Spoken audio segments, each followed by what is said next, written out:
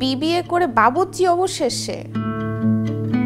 যতটা স্মুথলি আমি ভাবি, ব্যাপারটা এতটা স্মুথলি ছিল না আমার জন্য।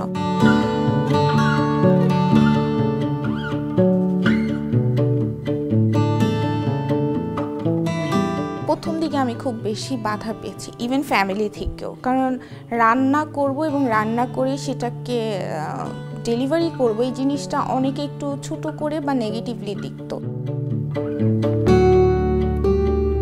শুধু তো কাজ করলেই হবে না, ফান্ডেরও একটা ব্যাপার থাকে। আমার ছোট ভাইয়া আসলে আমাকে তখন খুব সামান্য একটা অ্যামাউন্ট দিয়েছিল, জাস্ট হাত খরচ হিসেবে। তো ওই ৮,০০০ টাকা দিয়ে আমি ফার্স্ট অফ অল হচ্ছে একটা ওভেন কিনি এবং আরও কিছু পার্সোনালি অ্যাড করে ওইটা দিয়ে আসলে আমি কেক বানাই। কেক বানানোর পরে ওটা আমি আমার পেজে আপলোড করি, আর ওইখান থেকে আসলে আমার যাত্রাটা শুরু হয়।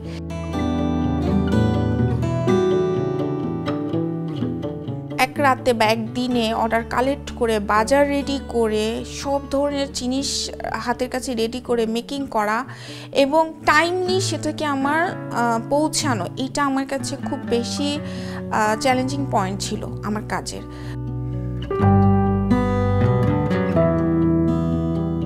যদি ফ্যামিলি সাপোর্ট না করতো আমি এত দূরে আসতে পারতাম না। স্পেশালি আমার ছোট ভাইয়া, সে যদিও বাইরে থাকে, বাট বাইরে থেকে আমার অনলাইনে যে ব্যাপারগুলো, সার্ভিসিং, কাস্টমার টার্গেটিং, বুস্টিং, পেজটাকে যে সব জায়গায় ছড়িয়ে দেওয়া, এবং এই টাইমটাকে সে আমাকে প্রচুর পরিমাণ টাইম দিয়ে হেল্প করেছে অনলাইন বেস, এবং আমার পেজের টোটাল ধরনের কাজগুলো আমার ছোট ভাই করেছে। আমি আমার লাইফে যে পার্টনারটা পেয়েছি আমার কখনো পরিবর্তন করতে হয়নি। সে সবসময় আমাকে পুশ করেছে, তুমি যেমন করেছো তেমন করো, বরং এখন আমি আরেকজন হেল্পিং হিসেবে তোমাকে সাপোর্ট দিয়ে যাব। সে অফিস করে এসে অনেক টায়ার্ড থাকে, তারপরও সে আমার জিনিসগুলো কালেক্ট করে দেওয়া, আমাকে রেডি করে দেওয়া, এবং সাডেন টাইমে দেখা যায় যে আমার ডেলিভারি ম্যান থাকে না, সে সেই ডেলিভারি ম্যান ম্যানেজ করে দিচ্ছে কন্ট্যাক্ট করে।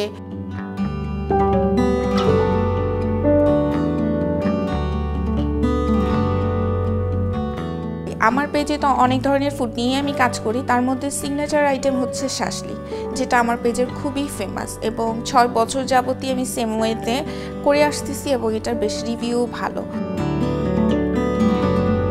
আমিও চাই যে পবিত্র মাহে রমজানে আমি সামনে থেকে এই আইটেমটা সবাইকে খাওয়াতে, এবং তাদের মধ্যে যে আসলে ভালো লাগাটা, এটা আমি নিজেও একটু উপলব্ধি করতে চাই।